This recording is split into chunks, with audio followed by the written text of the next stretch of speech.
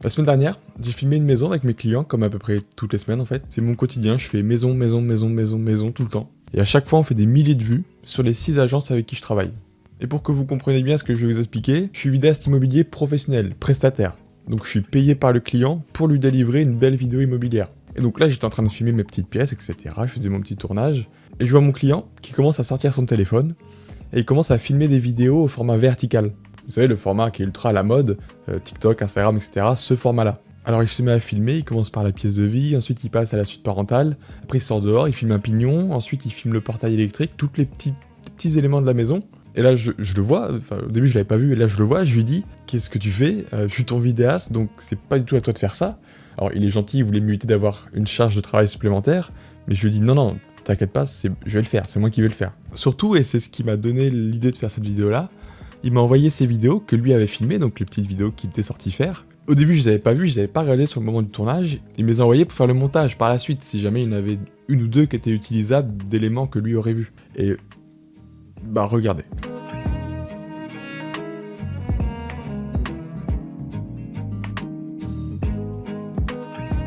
C'est pas ouf. Mais on peut pas lui en vouloir, son métier c'est pas de filmer des maisons, son métier c'est la transaction immobilière. Mais ce qu'il faut bien se dire, c'est que si j'étais pas son vidéaste de référence et que je lui faisais pas sa communication immobilière, ses vidéos sur ses annonces, sa communication immobilière, elle ressemblerait à ça. Et il aurait absolument pas les résultats et les statistiques sur chaque annonce, sur chaque vidéo qu'il a aujourd'hui, avec les vidéos qu'on réalise ensemble. Donc là, cette semaine, quand on s'est revus, je lui ai dit, dis donc, si j'étais pas là, t'aurais bien besoin de te faire accompagner pour apprendre à utiliser un truc tout bête comme un stabilisateur. Apprendre à mettre les bons réglages pour les bonnes pièces avec ton téléphone. Parce que oui, tu peux totalement utiliser ton smartphone pour ta communication vidéo en immobilier au quotidien, sans avoir à payer à chaque fois un vidéaste 300 € par prestation.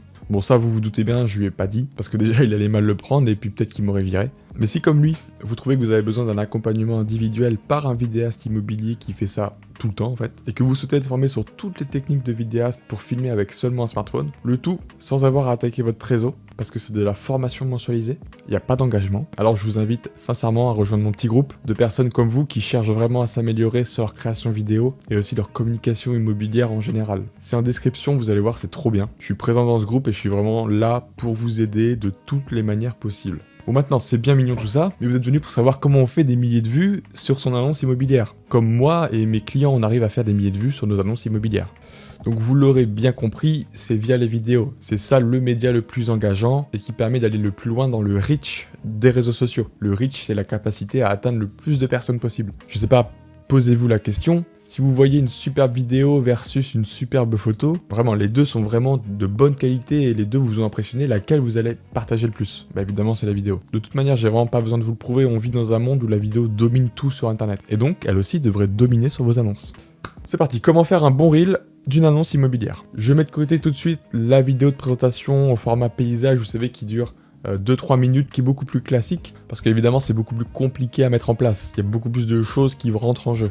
On peut toujours faire ce genre de vidéo au smartphone, mais il faut être accompagné. Donc pour les formats verticaux, pour faire un bon reel, vous allez devoir respecter une règle que j'applique sur tout ce que je produis. Cette règle elle se résume en 3 lettres, HQM. Humain, qualité, mouvement. C'est dans cet ordre d'importance là.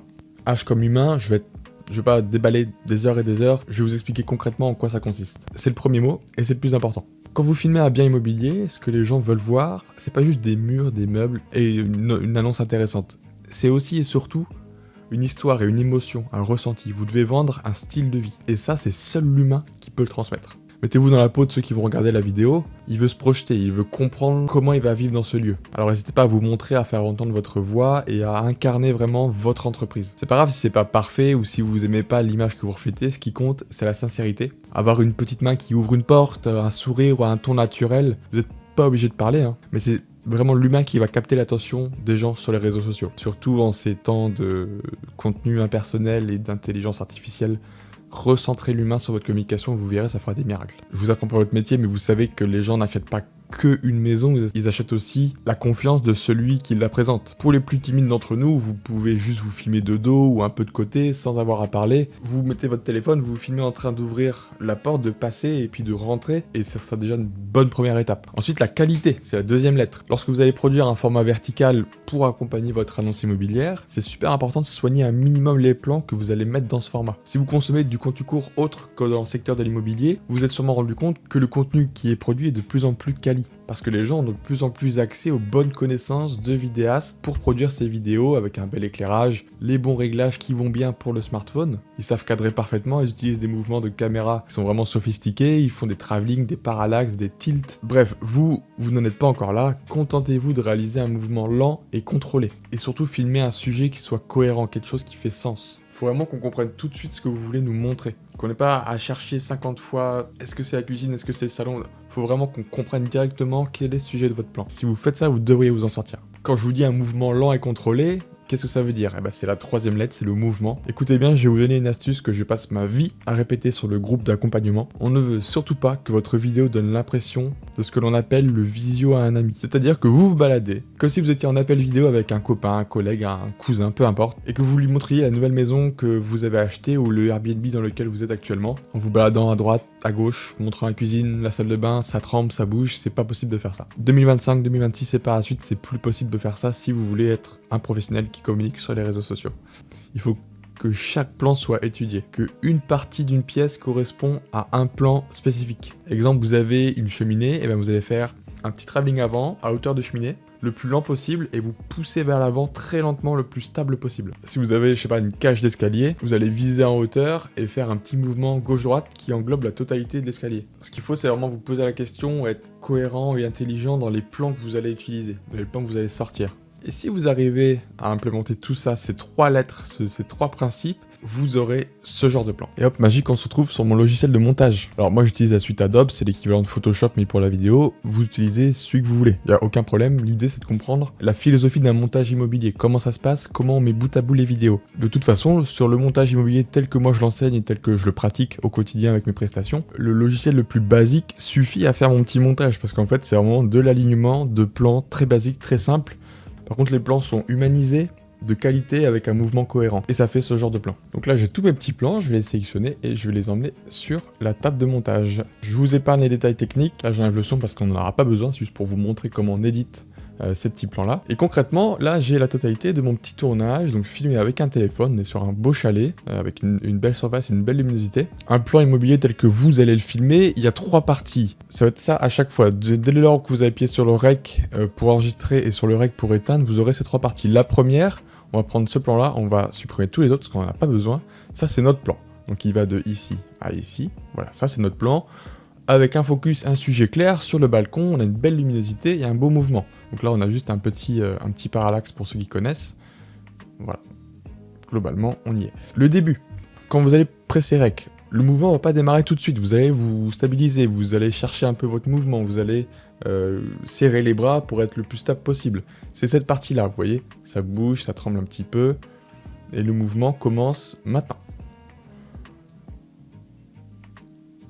Le mouvement commence exactement maintenant. Donc toute la partie avant, hop, on va l'enlever, donc on peut raccourcir. Donc là, mon plan commence à ce moment-là. On voit que là, j'ai un beau mouvement, bien fluide, on a un joli parallaxe. Sauf qu'à un moment donné, ah, vous voyez, le mouvement s'est arrêté. Si je l'accélère un peu, là c'est continu, c'est continu, c'est continu, et pouf, à un moment ça s'arrête, je bouge et je fais n'importe quoi parce que mon plan est fini. Donc je vais m'arrêter juste avant, quand le plan est encore en train de continuer. Donc ça va être à peu près quelque chose comme ici. Donc là si je fais play,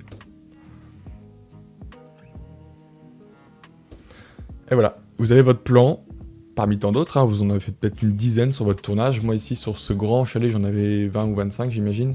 Là-dessus vous allez faire ça à chaque fois, ça s'appelle le tamisage, c'est une technique de vidéaste. Vous allez en gros tamiser pour garder seulement les morceaux les plus intéressants des vidéos. Ensuite vous aurez tout, normalement vous en aurez plein, en fait vous en aurez plein à la suite. Vous allez choisir du coup votre musique et vous allez aligner tous ces plans là pour faire un montage cohérent. Ça va durer 30 secondes, 45 secondes, peu importe, mais vous aurez tous vos plans alignés les uns après les autres. Vous n'aurez plus qu'à exporter, et normalement, si vous faites ça, vous devriez atteindre le même nombre de vues que moi et mes clients produisons sur notre communication au quotidien. Bien, j'espère vous avoir été utile. À nouveau, si vous avez besoin d'un accompagnement, si vous avez besoin d'aide sur votre communication immobilière, si vous avez besoin d'un processus complet pour utiliser votre smartphone et en faire une arme à filmer avec un stabilisateur et avoir une communication qui fait des milliers de vues à chaque fois sur des formats courts, verticaux et des formats horizontaux, alors je vous invite à regarder le lien dans la description. Vous allez voir, c'est trop bien, c'est communautaire, je suis dans le groupe, je vous aide, vous pouvez poster ce que vous avez fait, demander des conseils à moi surtout, mais aussi aux autres qui ont déjà peut-être vécu ce problème-là. Voilà, il y a une vidéo pour tout expliquer, je vous laisse aller voir ça, et puis écoutez, au plaisir de vous revoir.